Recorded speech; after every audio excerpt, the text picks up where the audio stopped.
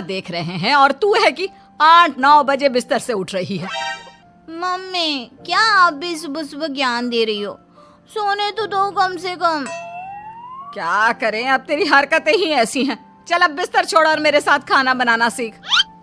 ना, मैं नहीं बना रही खाना वाना। आप प्लीज जाइए ना यहाँ से। रोशनी की बातों से निराश होकर निशा वहाँ से चली जाती है। निशा, तुम रोशनी को घर का कामकाज क्यों नहीं सिखाती? अगर यही हाल रहा फिर तो 2 दिन में उसके ससुराल वाले उसे यहाँ छोड़कर चल देंगे। मैं तो बहुत कोशिश करती हूँ उसे घर की जिम्मेदारियां सिखाने की, लेकिन वो मेरी सुने तब ना। आप तो जानते ही हैं ना कि वो कितनी जिद्दी है। हमें निशा के लिए एक ऐसा लड़का ढूंढना होगा जिसका भरा पूरा परिवार हो, सास ससुर से लेकर जेठ जेठानी देवर ननद सब हो। यहाँ ना सही, लेकिन शादी के बाद उसे वहाँ अपनी जिम्मेदारियों का एहसास जरूर होगा।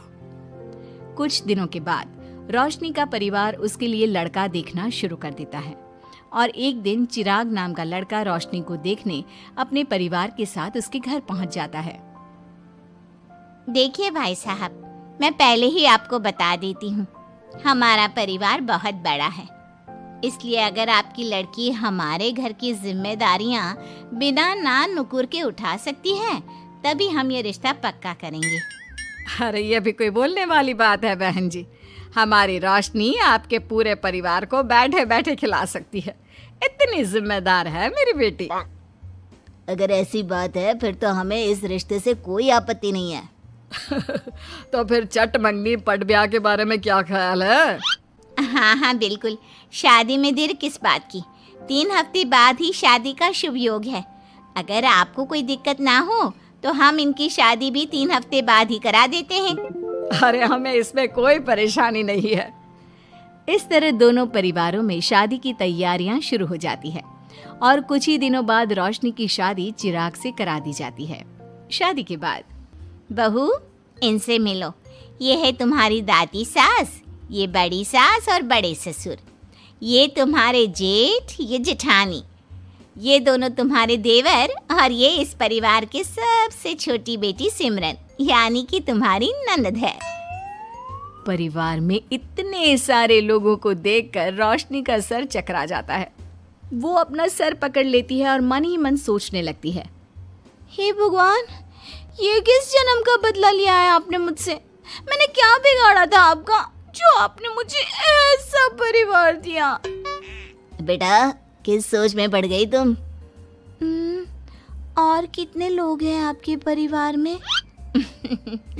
बस हम इतने ही लोग हैं बेटा, ज्यादा लंबा परिवार नहीं है हमारा। अब इससे लंबा और कितना बड़ा परिवार होगा आपका? ये ससुराल कम चिड़ियाघर ज्यादा लग रहा है। कुछ कहा क्या तुमने बेटा? नहीं मम्मी जी, वो मैं बहुत थक गई हूँ, तो क्या अब मैं सोने जा सकती हूँ? हाँ हाँ, क्यों नहीं बहू। चिराग, बहू को अंदर कमरे में लेकर जा। जी माँ। चिराग रोशनी को अंदर कमरे में लेकर जाता है। चिराग, मुझे यहाँ नहीं रहना, मुझे अलग रहना है। ये तुम क्या बोल रही हो रोशनी? अभी तो आई हो तुम और अभी अलग होने की बात कर रही हो। परिवार वालों को पता चलेगा तो कितने दुखी होंगे वो लोग। मुझे नहीं मतलब किसी से, और इसे तुम परिवार कहते हो? ये परिवार कम कोई गली मोहल्ला ज्यादा लग रहा है।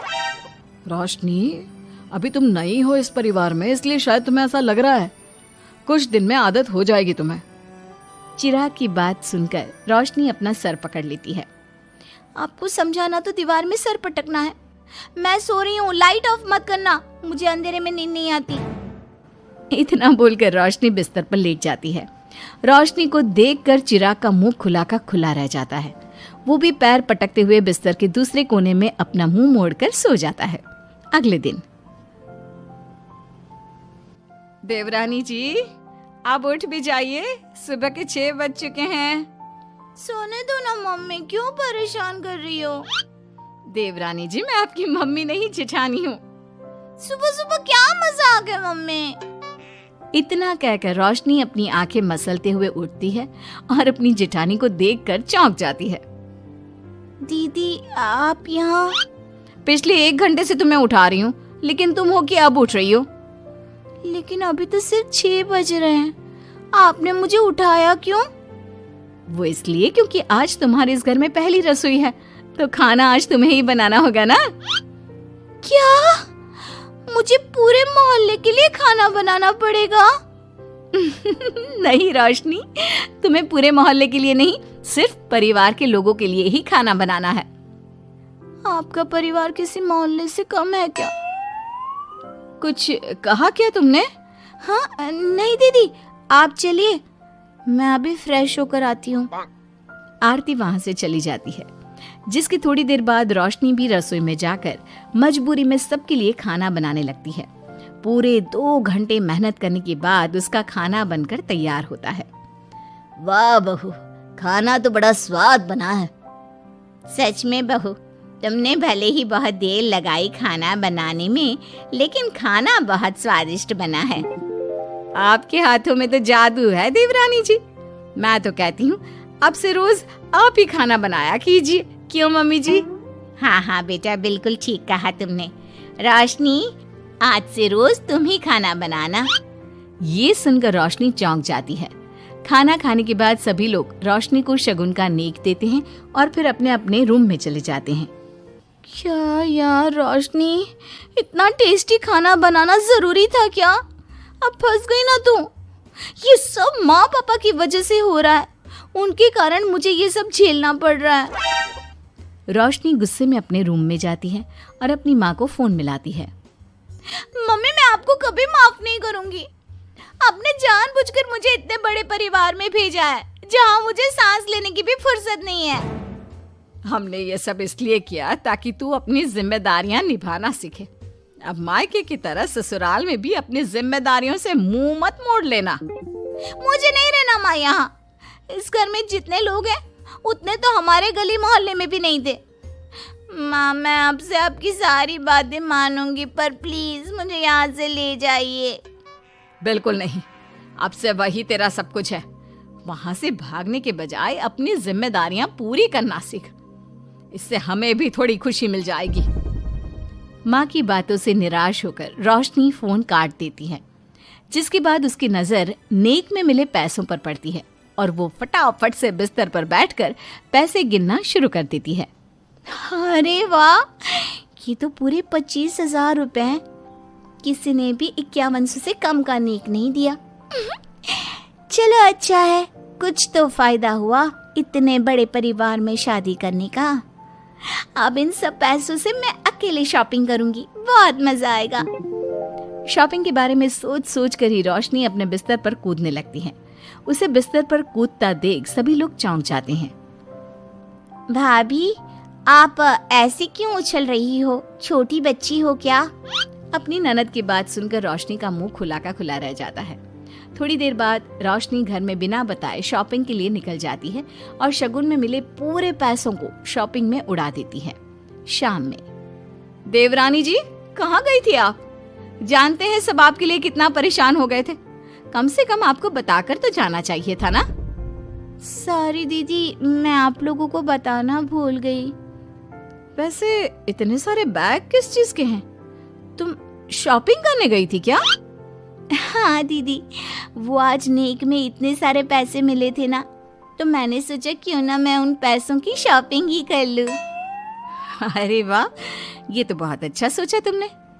मम्मी, पापा, सिमरन, देवर जी, सब बाहर आइए। देखिए रोशनी हम सब के लिए क्या लाई है। रोशनी कुछ समझती उससे पहले ही वहाँ सब लोग आ जाते हैं।